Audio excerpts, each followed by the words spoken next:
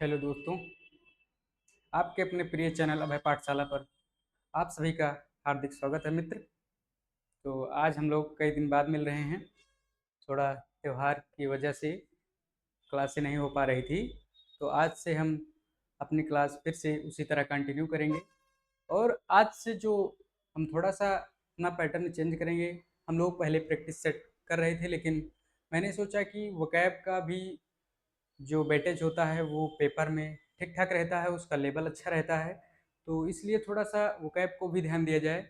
तो इसलिए मैं आपको एक आज का जो सेशन है, छोटा सा है भैया, वो वन वर्ड सब्सटीट्यूशन का है। और उसमें लगभग 50 से 60 वर्ड आपके हैं जो कि रिपीटेड वर्ड हैं। तो हम उन्हीं को करेंगे। तो आप लोग पहले तो हमको कमेंट में बताएंगे कि क्या मेरी वॉइस आप तक पहुंच रही है कि नहीं पहुंच रही है। आप लोग कमेंट में ज़रूर बताएंगे। और जो भी मेरे साथी, मेरे भाई नए होंगे, वो चैनल को सब्सक्राइब जरूर करेंगे और शेयर करेंगे वीडियो को, ताकि और लोगों तक पहुंच सके। और जो ये हमारा अभय पाठशाला परिवार है, धीरे धीरे प्रगति पर है आप सब लोगों के सहयोग से। आप सब लोग ऐसे ही सहयोग, ऐसे ही प्यार दीजिएगा, जिससे मेरा ये आपका ये जो अभय पाठशाला परिवार है ये और बड़ा हो सके। तो आप लोग इसी तरह अपना प्यार बनाए रखिए। चलिए हम ज़्यादा समय ना लेते हुए अपने सेशन को स्टार्ट करते हैं। तो आज का जो हमारा टॉपिक है भैया, वो वन वर्ड सब्स्टिट्यूशन का है। रिपीटेड क्वेश्चंस हैं जो कि ज़्यादातर रिपीट होते हैं, तो इसलिए मैंने उनको इकट्ठा किया है। तो चलिए स्टार्ट करते हैं ज़्यादा समय न लेते हुए। पहला जो हमारा क्वेश्चन है वो है hospital for people with mental illness. ये जो हमारा भैया टॉपिक है ये है वन वर्ड सब्स्टिट्यूशन का। तो चलिए हम देखते हैं पहला क्वेश्चन हमारा क्या है। तो पहला क्वेश्चन हमारा है कि hospital for people with mental mental illness, यानी कि दिमागी जो बीमारी होती है उसका यहाँ पर हॉस्पिटल होता है। जो मतलब दिमागी, मतलब ये जो है, ये दिमागी जो हमारी बीमारी होती है, दिमाग का जहाँ पर इलाज होता है, दिमागी इलाज जो होता है उसे हम क्या कहते हैं, उसे हम कहते हैं इलाजम कहते हैं। ठीक है, इजाइलम कहते हैं। चलिए नेक्स्ट क्वेश्चन हमारा है the sound made by frogs. ये कह रहा है कि मतलब इसका मतलब है कि साउंड, यानी कि जो फ्रॉक्स मेढक के द्वारा जो साउंड निकलती है उस साउंड को हम क्या कहेंगे। तो ये जो होती है भैया, जो ये मेढक साउंड निकालता है, आवाज करता है, उसे हम कहते हैं क्रॉक। ये मेढक की आवाज होती है। और जैसे कि हमारी लायन की होती है, अगर हम लायन की बात करें तो ये इसकी लायन की होती है रोर। और अगर हम कैट की बात करें, कैट की आवाज म्यू होती है। ठीक है, इसी तरह जो मेढक की होती है वो होती है क्रॉक। ठीक है भैया, चलिए नेक्स्ट हम देखेंगे। तो तीसरा हमारा जो है वो है a diagram showing the path of planets.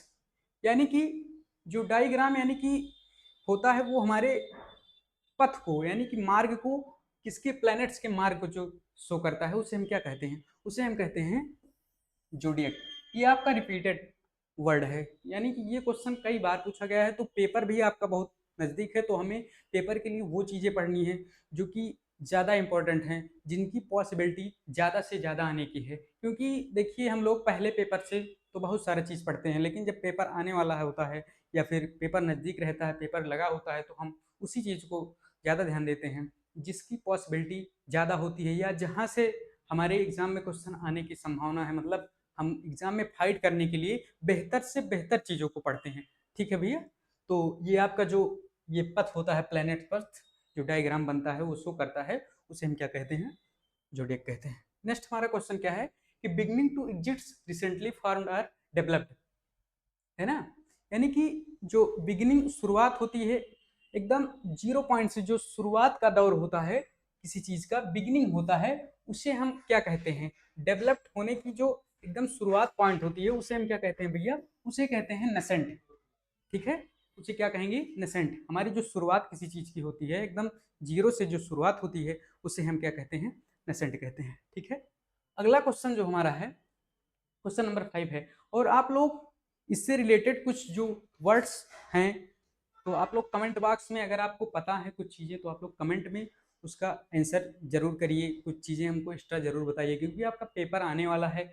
तो जितना ही आप प्रैक्टिस करेंगे उतना ही आपको फायदा होगा पेपर में चल के। ठीक है भैया, तो आपका पांचवा क्वेश्चन जो है भैया, वो क्या है कि वोमेन विथ ब्राउन हेयर, यानी कि जिसका भूरा बाल होता है, ब्राउन हेयर, उसे हम क्या कहते हैं, उस फीमेल को हम क्या कहते हैं, तो उसे हम क्या कहते हैं, ब्रूनेट कहते हैं। ठीक है, मतलब ऐसी महिला जिसका ब्राउन हेयर है उसे हम क्या कहेंगे, उसे हम ब्रूनेट कहेंगे। ठीक। क्वेश्चन नंबर 6 जो हमारा है, देखिए भैया, ये आपको इजी लग रहा होगा, लेकिन यही जो चीज़ें हैं, ये रिपीटेड जो हमारे क्वेश्चंस हैं, ये मोस्ट इंपॉर्टेंट, बहुत ज़्यादा आने की इनकी पॉसिबिलिटी होती है, तो इसलिए मैंने इनको सोचा कि इस पर एक वीडियो बनाया जाए, समझा जाए, पढ़ाया जाए, ताकि हमारा कहीं ना कहीं फ़ायदा ज़्यादा हो सके। ठीक है, तो चलिए हमारा अगला क्वेश्चन जो है भैया, ये है a person who loves mankind and helps other specially by giving money or time for good cause, मतलब ऐसा व्यक्ति जो मतलब किसी की हेल्प करने के लिए, मतलब पैसे से किसी का मदद कर रहा है, किसी को समय दे रहा है ना, हर तरीके से किसी का मदद कर रहा है, बिना कोई मतलब उसका कोई उसमें फायदा नहीं है, फिर भी वो दूसरी की हेल्प कर रहा है, मदद कर रहा है, ऐसे व्यक्ति को कहते हैं फिलांथ्रोपिस्ट। इसकी जो हिंदी होती है भैया, अगर इसको हिंदी में हम देखें तो इसकी हिंदी होती है परोपकारी। ठीक है, नेक्स्ट क्वेश्चन नंबर 7 हमारा है, a short text written on a tombstone or grave memory of the person buried dear, यानी कि ऐसी जो लिखावटें लिखी होती हैं वहाँ पे, जो टोम्बस्टोन यानी कि जो हमारी समाधि, यानी कि समाधि लेख जो होता है, जो समाधि पर लिखे गए लोग जिसकी डेथ हो गई है, पर्सन की जिसकी डेथ हुई है, उसकी मेमोरी में, उसकी याद में, उस पर जो कुछ सेंटेंस लिखे गए होते हैं भैया, इंस्क्रिप्शन करके जो लिखे गए होते हैं, उन्हें हम क्या कहते हैं, तो उन्हें कहा जाता है एपिटफ कहा जाता है। ठीक, ये मतलब इसका मतलब हुआ भैया समाधि लेख, इसका मतलब हुआ समाधि लेख, है ना, जो मतलब लोगों, कोई व्यक्ति जब डेथ हो चुकी होती है तो उसकी याद में जो भी बातें लिखी गई होती हैं उसे हम समाधि लेख यानी कि एपिटफ कहते हैं। ठीक है, चलिए नेक्स्ट हमारा अगला क्वेश्चन जो है, वो कह रहा है something that can not be read or is difficult to read, यानी कि ऐसी चीज, ऐसी लिखावटें हैं जो कि पढ़ी नहीं जा सकती हैं, कैन नॉट बी रीड या फिर डिफिकल्ट हैं, उन्हें हम क्या कहेंगे, उन्हें हम कहते हैं इलिजिबल। इसका मतलब हुआ अपठनीय, है ना, इसका मतलब हुआ अपठनीय। ठीक है, चलिए नेक्स्ट हमारा जो है क्वेश्चन नंबर 9 है भैया, वन हु नोज एवरीथिंग। देखिए इस पर हम आपको दो चार वर्ड्स से रिलेटेड और बनते हैं, मैं उनको भी आपको बताऊंगा। देखिए ये जो क्वेश्चन नंबर 9 हमारा है, ये कह रहा है वन हु नोज एवरीथिंग, यानी कि ऐसा व्यक्ति जो प्रत्येक चीजों को, मतलब बहुत सारा ज्ञान होता है, हर चीज के बारे में नॉलेज रखता है, यानी कि उसे सब कुछ पता होता है, उसे हम क्या कहते हैं भैया, उसे हम कहते हैं ओमनीसियंट कहते हैं। लेकिन एक बात यहाँ पर और है, देखिए ये तो ओमनीसियंट है, एक चीज यहाँ पर एक होता है भैया, ये ओमनीसियंट का मतलब होता है यानी कि सर्वज्ञ, सर्वज्ञानी, जो सभी चीजों को जान रहा है। एक हमारा होता है ओमनी प्रेजेंट, क्या होता है, एक हमारा होता है ओमनी प्रेजेंट, एक होता है ओमनी प्रेजेंट, इसका मतलब होता है जो सर्वव्यापी है, यानी कि जैसे ईश्वर को हम कह लें, जगदीश्वर को कह लें, जो हमारे हर जगह प्रेजेंट हैं, हर जगह विद्यमान हैं, उसे हम कहते हैं ओमनी प्रेजेंट। और एक हमारा होता है भैया, एक इसी ओमनी से एक और हमारा वन वर्ड बनता है जो कि होता है ओमनीपोटेंट। क्या होता है, वो हमारा होता है ओमनीपोटेंट। इसका मतलब होता है भैया ना पावरफुल, यानी इसका मतलब होता है सर्वशक्तिमान, यानी कि जो सबसे अधिक बलशाली है, जिसके पास बेस्ट पावर है। ठीक है, सबसे ज्यादा पावरफुल जो है उसे हम क्या कहते हैं, ओमनीपोटेंट। तो यहाँ से आपका 3 वर्ड तैयार हुआ, यानी कि 3 वन वर्ड आपके तैयार हुए, मतलब इस वर्ड से जो 3 वन वर्ड आपके बनते हैं, क्वेश्चन पेपर में आते हैं, मैंने उन तीनों को बताया। ये होता है मतलब कि जो हर जगह प्रेजेंट होता है, यानी कि सर्वव्यापी होता है, उसे हम कहेंगे ओमनीसियंट। ओमनी प्रेजेंट मतलब ये ओमनीसियंट जो है, जो हर चीज को जानता है ना, सर्वज्ञ जो है, उसे हम कहेंगे ओमनीसियंट। ओमनी प्रेजेंट उसे कहेंगे जो सर्वव्यापी है, हर जगह विद्यमान है, जैसे हमारे भगवान हैं जो कि हर जगह विद्यमान रहते हैं, हमको दिखाई नहीं देते, वो अलग बात है। और ओमनी पोटेंट जो हमारा होता है भैया, ये ओमनी पोटेंट का मतलब हो गया सर्वशक्तिमान, सबसे अधिक बलशाली जो है। ठीक है, इस तरह आप इन तीनों वर्ड्स को ध्यान में रखिएगा, है ना। चलिए नेक्स्ट हम देखेंगे क्वेश्चन नंबर 10 हमारा है, a person who knows and is able to use several language. देखिए ये जो ये क्वेश्चन है ये कह रहा है मतलब ऐसा व्यक्ति जो यूज सेवरल लैंग्वेज यानी कई भाषाओं का ज्ञान रखता है, कई भाषाओं को बोलने में यूज करता है, या फिर उससे नॉलेज है एक से अधिक यानी मैनी लैंग्वेजेस, तो उसे हम क्या कहेंगे, उसे कहते हैं पोलीग्लॉट। लेकिन एक क्वेश्चन यहाँ पर और पूछता है, जो व्यक्ति ऐसा पर्सन जो एक भाषा बोलता है, एक लैंग्वेज यूज करता है, उसे हम कहते हैं भैया, उसे हम कहते हैं मोनो। जैसे देखिए यहाँ पे पॉली का मतलब कई हो गया, मोनो का मतलब एक हो गया, डाई का मतलब दो हो गया, तो मतलब इससे आपको कंफ्यूज नहीं होना है। ये चीजें क्वेश्चन पेपर में ये भी आ सकता है, और एक लैंग्वेज के लिए भी आ सकता है, दो लैंग्वेज के लिए भी आ सकता है, लेकिन जो मेनी लैंग्वेज के लिए है उसे हम क्या कहते हैं, उसे हम कहते हैं पॉलीग्लॉट। ठीक है, क्लियर है ना। चलिए क्वेश्चन नंबर 11 जो है हमारा, a speech or a presentation made without previous preparation, मान यानी कि ऐसी स्पीच या ऐसी कोई रणनीति हमारी जो है वो विदाउट प्रीवियस, जो हमारी प्रिपरेशन है मतलब बिना तैयारी के, पहले से उसका कोई प्लान नहीं है, वो जो अचानक से होती है, उस कहानी, उस हम स्पीच को हम क्या कहेंगे, उसे कहते हैं स्टम्परर। उसे हम क्या कहते हैं, स्टम्पर कहते हैं भैया। जिसकी पहले से कोई योजना नहीं होती, पहले से कोई प्लान नहीं होता, कुछ पता नहीं होता, अचानक से वो चीजें, वो हमारी स्पीच सामने आती हैं, तो ऐसी चीजों को हम क्या कहते हैं, स्टम्पर कहते हैं। ठीक है, क्वेश्चन नंबर 12 जो हमारा है भैया, वो है one who is difficult to please, है ना, one who difficult to please. और आप लोग कमेंट में कुछ चीजें हमको बताते चलिए।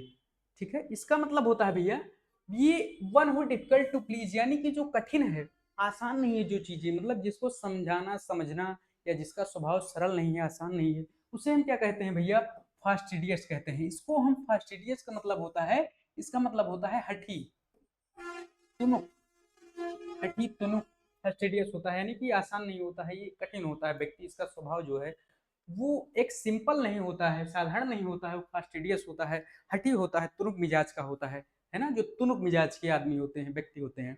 और हमारा 13 नंबर क्वेश्चन है, able to use the left hand and right hand equally well, यानी कि ऐसा व्यक्ति जो अपना राइट हैंड और लेफ्ट हैंड इक्वली वेल मतलब एक समान रूप से यूज करता है, यानी कुछ लोग होते हैं हमारे वो दोनों हाथ से सेम राइटिंग लिखते हैं, दोनों हाथ से खाना खाते हैं, उन्हें हम क्या कहते हैं, उन्हें हम कहते हैं एम्बीडेक्स्ट्रस। इसका मतलब हुआ उभय हस्त, इसका मतलब हुआ उभय हस्त, एम्बीडेक्स्ट्रस का मतलब हुआ उभय हस्त, मतलब ऐसे व्यक्ति जो अपने राइट हैंड और लेफ्ट हैंड इक्वली वेल यानी कि उनका यूज समान रूप से करते हैं, है ना, कुछ लोग होते हैं दोनों हाथ से लिखते हैं, ऐसे लोगों को हम क्या कहेंगे, एम्बीडेक्स्ट्रस कहते हैं बाबू।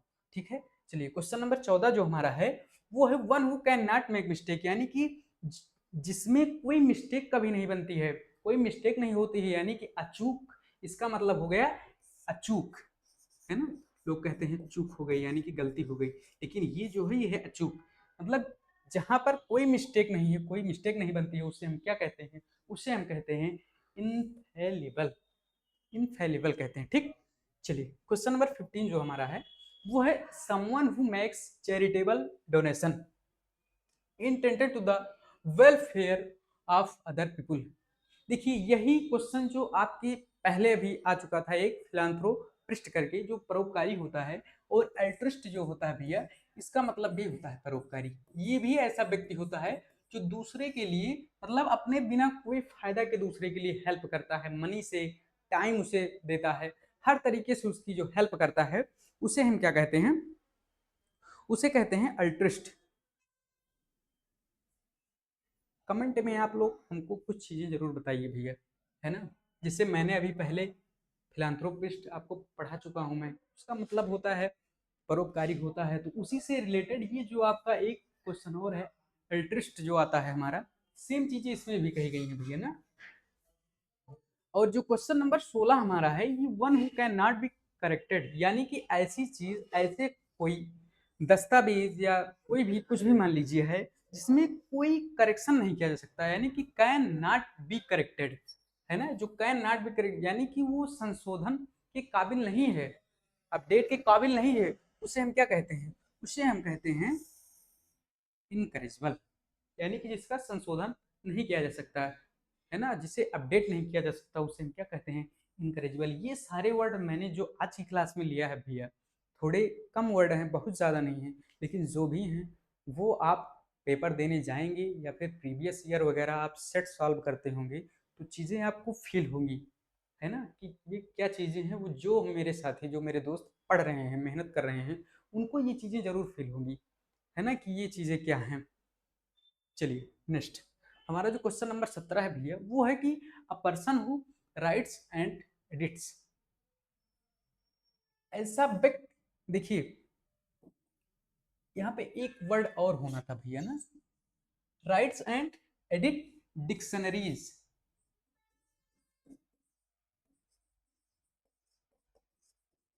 डिक्शनरी यानी कि जो हमारी डिक्शनरी होती है, शब्दकोश को जो लिखते हैं और उसे एडिट करते हैं, उसे हम क्या कहते हैं, उसे कहते हैं लेक्सिकोग्राफर। उसे हम क्या कहते हैं, लेक्सिकोग्राफर कहते हैं, यानी कि डिक्शनरी को जो राइट करता है, एडिट करता है, उसे हम क्या कहेंगे, उसे हम कहते हैं लेक्सिकोग्राफर, है ना। ये यहाँ पे थोड़ा टाइपिंग मिस्टेक हो गई होगी, हो सकता है गलती सबसे हो जाती है भैया, उसके लिए सॉरी। चलिए ठीक है।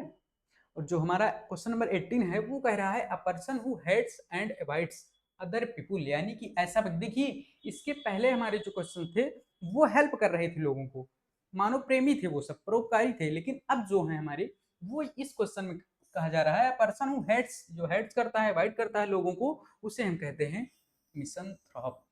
इसे हम कहते हैं, एक शब्द में हम इसको देखें, इसका मतलब होता है मानवद्वेषी।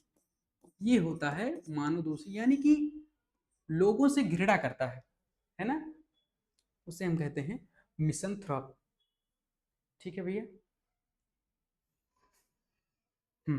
चलिए अगला जो हमारा है क्वेश्चन नंबर 19, जो हमारा है a person who eats human flesh, यानी कि ऐसा व्यक्ति जो मनुष्य की मांस खाता है। जैसे एक होता है कार्निवोर, वो हमारा कुछ भी, किसी की भी मांस, जानवर की हो गई, मनुष्य की हो गई, कुछ भी कोई जीव जंतु है उसकी मांस खाता है। लेकिन ये जो होता है हमारा भैया, ये पर्सनल किसकी पूछ रहा है, ये हमारी पर्सनल ह्यूमन फ्लेश की बात कर रहा है, कि जो ऐसा व्यक्ति जो ईट करता है ह्यूमन फ्लेश को, उसे हम कहते हैं कैनिबल। कैनिबल का मतलब होता है नरभक्षक, इसका मतलब हो गया नरभक्षक। क्वेश्चन नंबर अगला है हमारा 20 नंबर है समवन हैविंग मेनी स्किल्स।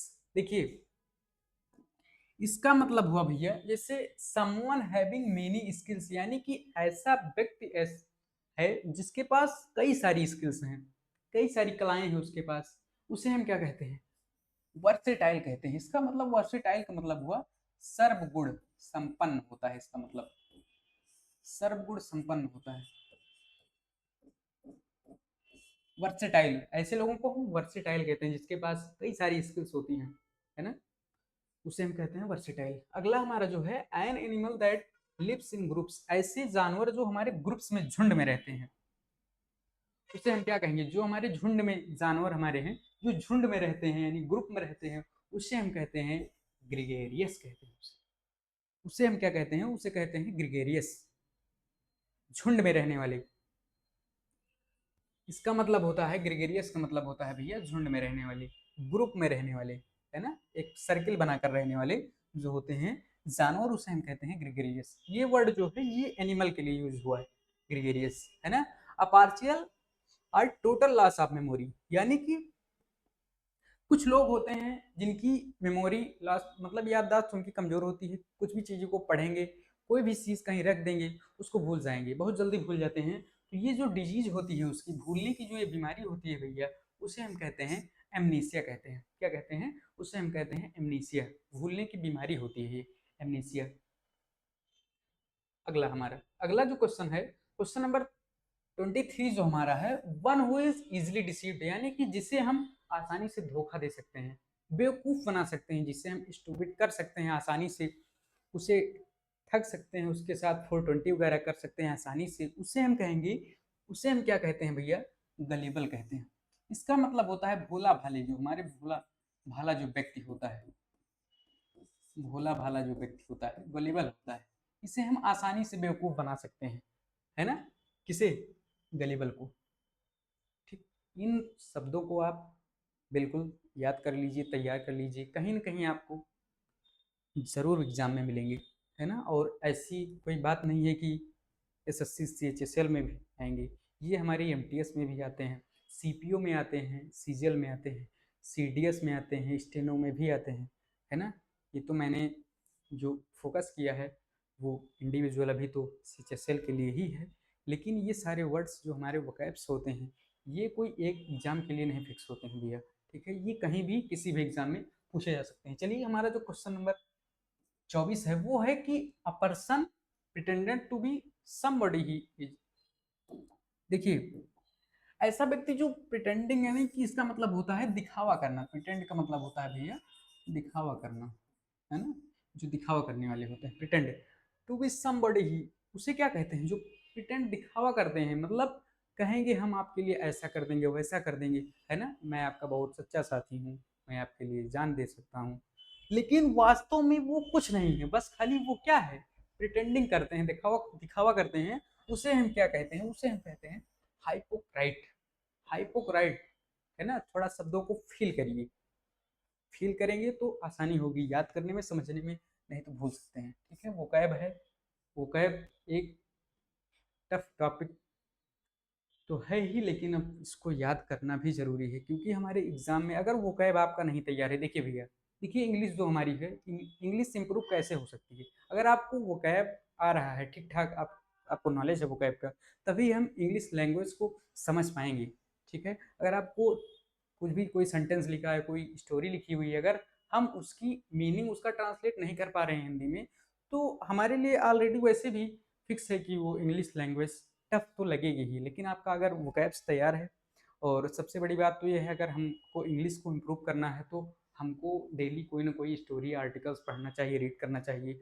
और ये जो हमारी फ्रेजल वर्ब्स होती हैं भैया, ये बहुत ज़्यादा हेल्प करती हैं, क्योंकि हमारे जो पैसेज वगैरह, स्टोरी वगैरह, उसमें हमारी फ्रेजल वर्ब्स यूज हुई होती हैं, मतलब देखने में वो लिखी कुछ दूसरी रहती हैं, लेकिन उनका जो मीनिंग होता है वास्तव में कुछ अलग होता है। जो फ्रेजल वर्ब आपको अगर तैयार है और वोकैब्स वगैरह तैयार हैं, तो थोड़ा सा जो हमारे ग्रामर के रूल्स वगैरह हैं, एग्जाम्पल्स वगैरह हैं, स्टोरी को या फिर क्लोज टेस्ट वगैरह करने में आसानी होती है, ठीक है? चलिए अगला जो हमारा है क्वेश्चन नंबर 25 है, अ पर्सन हु एडमेयर्स हिमसेल्फ, यानी कि ऐसा व्यक्ति, देखिए स्पेशली मतलब ऐसा व्यक्ति जो खुद की प्रशंसा करता है, ठीक है, अपने मुंह से अपनी बड़ाई करता है, उसे हम कहते हैं नरकिसिस्ट। इसका मतलब होता है आत्ममोही, कह सकते हैं इसे हम। अगर इसकी हिंदी देखेंगे तो आत्ममोही, बहुत सारे हमारे साथी जो हैं वो बिना हिंदी लिखे नहीं समझ पाते हैं, है ना? उनको नोट करने के लिए एग्जैक्ट हिंदी उनको बताना पड़ता है। चलिए कोई बात नहीं, हम ये चीज़ें ध्यान में रखते हुए चलेंगे, हिंदी भी लिखें, ठीक है? क्वेश्चन नंबर अगला जो हमारा है, a military structure where arms and ammunition and other military equipment are stored, यानी कि ऐसी जगह जहां पर मिलिट्री वगैरह, सेना वगैरह के जो हमारे आर्म्स, देखिए इसका मतलब होता है भैया, देखिए आर्म हमारा, अगर ये आर्म आ रहा है, देखिए अगर आर्म आ रहा है तो ये आर्म जो होता है ये ह्यूमन बॉडी ऑफ स्ट्रक्चर होता है, लेकिन जो ये हमारा आर्म्स है, आर्म्स, अगर आर्म्स कहीं पे आ रहा है तो इसका मतलब हमारा हो जाता है हथियार, इसका मतलब हथियार हो जाता है। तो वही चीज कह रहा है, मतलब ऐसी जगह जहाँ पे हथियार हमारे रखे जाते हैं, मिलिट्री वगैरह, सेना वगैरह, ऐसी जगह को, उस जगह को हम क्या कहते हैं? तो उसे हम कहते हैं भैया आर्सेनल। आर्सेनल का मतलब होता है शस्त्रागार। इसका मतलब जो होता है, एग्जैक्ट मीनिंग जो होगी हमारी, शस्त्रागार होती है, यानी कि शस्त्र रखने का स्थान जो है आर्सेनल होता है, जहाँ military structure where arms and ammunition and other military equipment stored, ठीक है?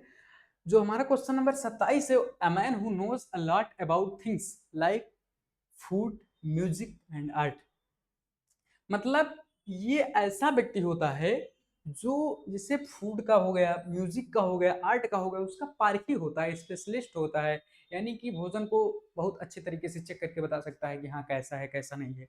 आर्ट का पारखी होता है, म्यूजिक का कि कैसा है कैसा नहीं है, उसे हम कहते हैं कॉनॉइजियर, कहते हैं भैया, ठीक है?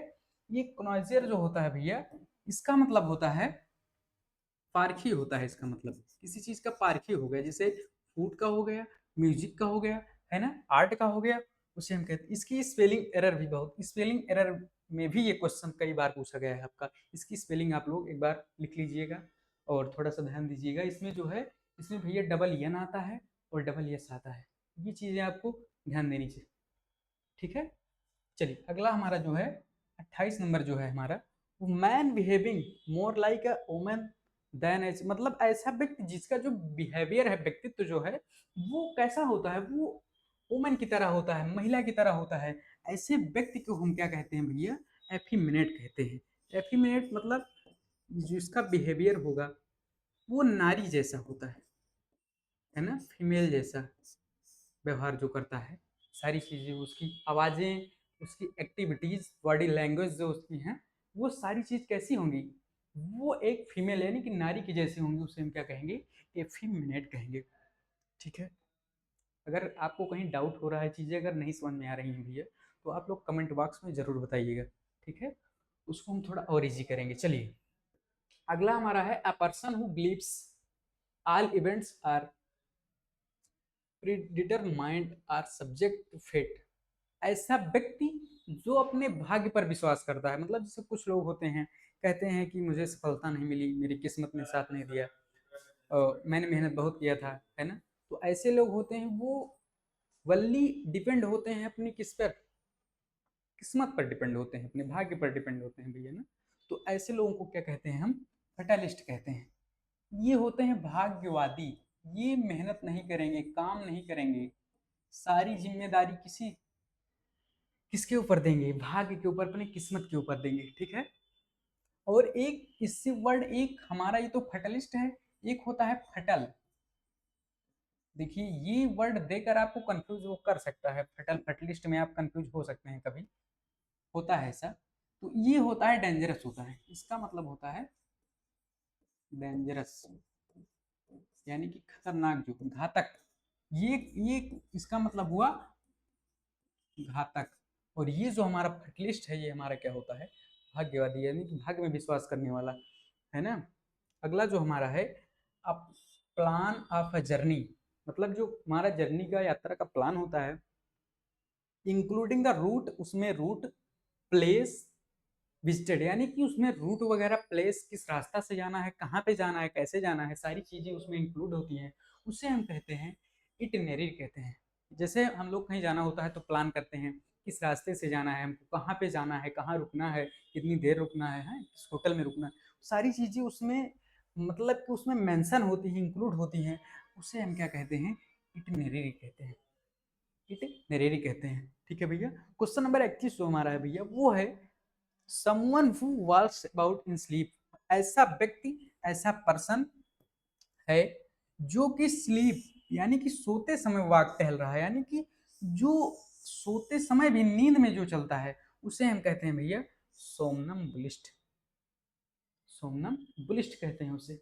ये होता है जो नींद में चलता है, यानी कुछ लोग होते हैं सोकर उठते हैं, या फिर कुछ लोग बाइक वगैरह चला रहे होते हैं या कार वगैरह ड्राइव कर रहे होते हैं, उसमें देखिए वो सो जाते हैं, उन्हें नींद आ जाती है, तो वो नींद में ही चलने लगते हैं।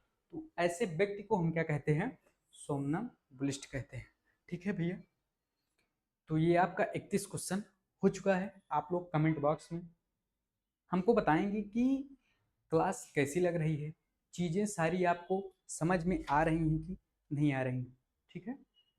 चलिए आगे बढ़ेंगे हम। क्वेश्चन नंबर 32 से, the money paid to former wife, जो पैसा पे किया जाता है फॉर्मर वाइफ, हस्बैंड और पार्टनर, अपने साथी के लिए, मैरिज इज एंडेड, यानी कि शादी की एंड होने के बाद, यानी कि जो मतलब जिसे डाइवोर्स कहते हैं हम लोग, डाइवोर्स के बाद जो मतलब पैसा वगैरह दिया जाता है, यानी कि उसे हम कहते हैं, क्या कहते हैं, एलिमनी। इसका मतलब होता है भैया, इसका मतलब गुजारा भत्ता जो हमें दिया जाता है, गुजारा भत्ता। जैसे लोग डाइवोर्स कर देते हैं तो गुजारा भत्ता देते हैं अपनी पत्नी को, या है ना, उसके सैलरी से, ऐसा कुछ नियम है कि जो आधा पैसा उसके अकाउंट में चला जाएगा। ऐसी जो चीज़ें जो दी जाती है, भत्ता जो दिया जा सकता है, दिया जाता है, उसे हम क्या कहते हैं, उसे कहते हैं एलिमनी।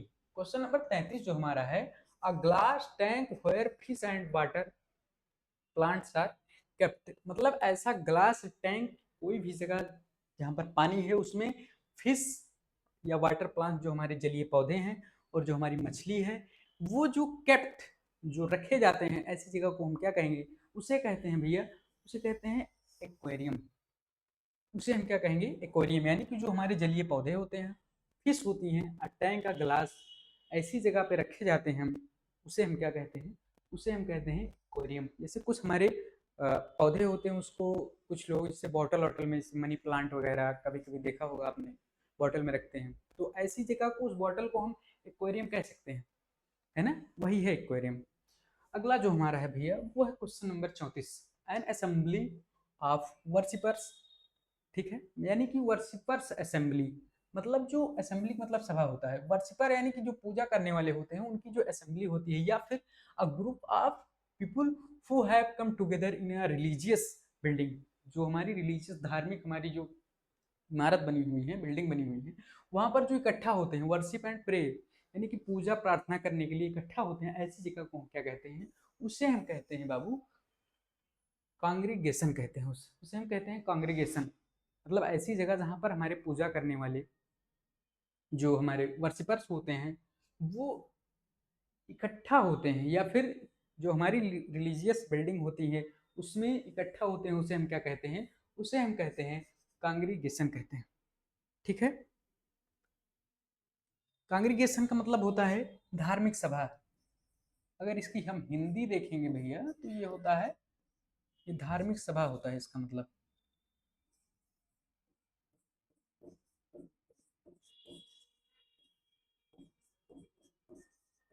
ठीक है, चलिए, ये धार्मिक सभा होती है, मतलब जो लोग पूजा करने वाले इकट्ठा होते हैं, ग्रुप बनाते हैं, उस ग्रुप को हम क्या कहेंगे, उसे हम कहते हैं कांग्रीगेशन कहते हैं, धार्मिक सभा कहते हैं उसे, असेंबली ऑफ वर्शिपर्स।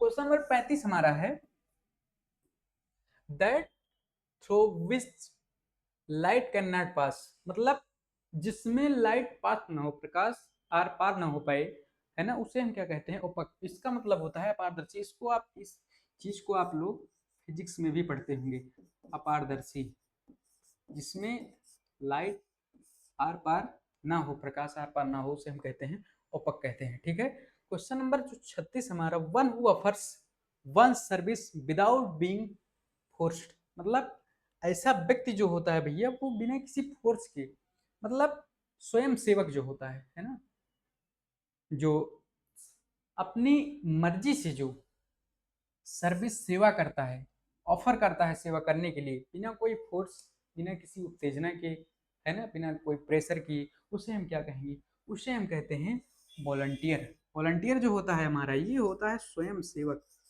है ना। जैसे कुछ लोग होते हैं बिना कहे भी लोगों की मदद कर देते हैं, सेवा कर देते हैं, उसे हम कहते हैं स्वयं सेवक कहते हैं भैया।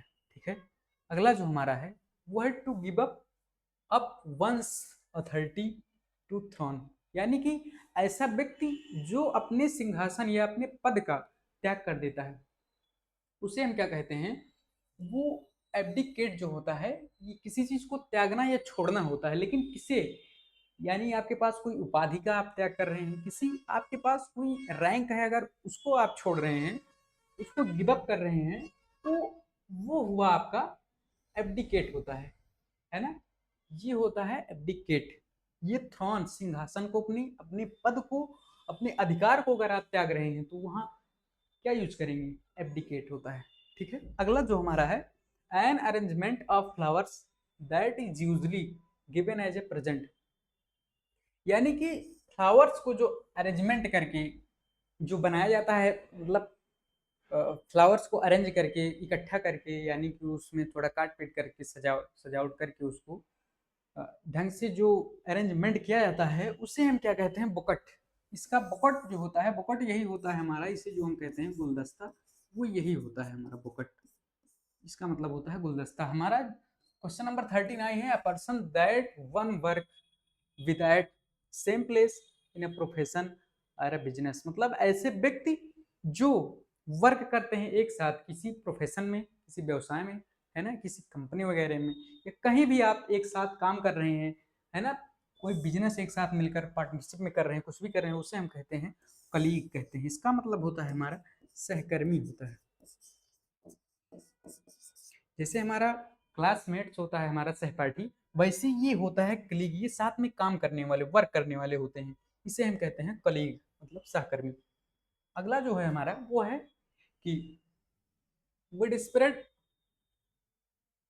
Outbreak of a disease which affects large population at the same time. यानी कि मतलब इसका मतलब होता है महामारी। विड स्प्रेड का मतलब होता है भैया महामारी, जैसे हमारा कोरोना वगैरह होती है, हैजा हो गई, ये सारी चीजें महामारी, मतलब ये ऐसी चीजें, ऐसी डिजीज, ऐसी रोग होती हैं कि मतलब जो एक साथ कई लोगों को, ग्रुप ऑफ पीपल को, यानी कि पूरे कॉलोनी पर भी असर डाल सकती है एक साथ में। महामारी उसे हम क्या कहते हैं, उसे हम कहते हैं एपिडेमिक कहते हैं। मतलब एक साथ जनसंख्या पर, पूरी जनसंख्या पर एक साथ प्रभाव, इफेक्ट्स डाल देते हैं, उसे हम क्या कहते हैं, उसे हम कहते हैं भैया एपिडेमिक कहते हैं। ठीक है, क्वेश्चन नंबर 40 तक आपका हुआ। एपिडेमिक, एपिडेमिक यही होता है विड स्प्रेड, मतलब ऐसी बीमारी जो, ये एपिडेमिक, ये इसका मतलब होता है महामारी, एक साथ ये पूरे, ये जो होता है ये इसका मतलब होता है, सॉरी थोड़ा सा देखिए, ये जो होता है सर्वव्यापी इसका मतलब होता है भैया, ये होता है ना, ये सर्वव्यापी है, वो माइंड में थोड़ा सा कंफ्यूज, चलिए ठीक। ये जो है हमारा एपिडेमिक, इसका मतलब महामारी होता है ना, इसका मतलब महामारी ये होता है सर्वव्यापी, मतलब पूरी पॉपुलेशन पर ये जो डिजीज होती है, ऐसी डिजीज जो एक साथ पूरी पॉपुलेशन, पूरी जनसंख्या पर अफेक्ट डाल देती है, प्रभाव डाल देती है, उसे हम क्या कहेंगे, तो उसे हम कहेंगे एपिडेमिक। ये हमारी एपिडेमिक महामारी होती है, जैसे हमारी हैजा हो गई, मलेरिया डेंगू हो सकता है, और ये कोरोना वायरस हमारा आया था ना, ये सब चीजें जो हैं ये एपिडेमिक है। अगला जो हमारा है वह है a person who has escaped from captivity or hiding. देखिए, ऐसा व्यक्ति जो कहीं से बच के निकल रहा है ना, कैद से बच के भाग रहा है, निकल रहा है ना, कैद से जो निकल रहा है, बच के, एस्केप का मतलब होता है बच के निकलना, इसका मतलब होता है बच के निकलना, एस्केप करना, है ना, कैप्टिविटी कैद से, उसे हम कहते हैं फ्यूजिटिव। इसका मतलब हो गया भगौड़ा, जैसे लोग जेल वगैरह से कभी कभी या पुलिस के हाथों से कैद होते हैं, उसके बावजूद भी भाग लेते हैं। ठीक है, अगला हमारा है a person who is new to a profession without training और एक्सपीरियंस इन ए स्किल और सब्जेक्ट। यानी कि ऐसे पर्सन, ऐसे व्यक्ति जो बिना कोई एक्सपीरियंस के, बिना कोई अनुभव के, है ना कोई ऐसा कभी व्यवसाय किए हैं, लेकिन फिर भी वो, जिसे कहते हैं नौसिखिया, फिर भी उस चीज़ों को स्टार्ट कर देते हैं बिना कोई अनुभव के, बिना कोई एक्सपीरियंस के, उसे हम कहते हैं बाबू, उसे कहते हैं नोविस। नोविस का मतलब हो गया हमारा, इसका मतलब होता है नौसिखिया। गाँवों में ये लोग अक्सर ये वर्ड यूज करते हैं, नौसिखिया, नोविस होता है ना। नौसिखिया को आप एक और वो वर्ड होता है फ्रेशर, है ना, ये वही होता है नोविस, फ्रेशर, जिससे कोई भी जानकारी, बहुत ज़्यादा एक्सपीरियंस नहीं होता, फिर भी वो चीज़ों को स्टार्ट कर देता है, उसे हम कहते हैं नोविस। अगला हमारा जो है क्वेश्चन नंबर 43 जो है a notice of a person death. देखिए बाबू, ये जो हमारी नोटिस जो हमारी आती है, किसी की डेथ की जो हमारी नोटिस आती है कि फलाने की डेथ हो गई, किसी का नाम लेकर लोग आते हैं गांव में, बताते हैं कहीं भी कि वो उनकी डेथ हो गई, उनका नाम लेकर, यानी कि जो हमारा शोक संदेश होता है, उससे क्या होता है, अबिचुरी होता है, इससे हम कहते हैं शोक संदेश। यानी कि वो शोक संदेश जो नोटिस होती है, किसी की डेथ की जो नोटिस आती है, उसे हम क्या कहते हैं, ऑबिचुरी कहते हैं। शोक संदेश है ना जो हमारा आता है, उसे क्या कहते हैं, ऑबिचुरी कहते हैं। ठीक है भैया, जो हमारा अगला क्वेश्चन है, क्वेश्चन नंबर 44 जो है a person who withdraw from the world to live in secularism and often in solitude. देखिए, ये जो हमारा क्वेश्चन नंबर 44 है भैया, इसका मतलब होता है, मतलब ऐसा व्यक्ति जो एकांत, एकांत इसका मतलब हो गया, ये जो हमारा वर्ड आया है इसका मतलब हो गया एकांत होता है। ऐसा व्यक्ति जो एकांत ढूंढता है, उसे एकांत अच्छा लगता है, यानी कि वो एकांत में रह के अपने आप खुश महसूस करता है। इस क्वेश्चन में यही बताया गया है। देखिए, a person who withdraws from the world to live in secularism and often in solitude, यानी कि एकांत जिसे अच्छा लग रहा है, एकांत में रहना पसंद करता है, ऐसे व्यक्ति को हम क्या कहेंगे? ऐसे व्यक्ति को हम कहते हैं रेकलेस। इसका मतलब हो गया तपस्वी।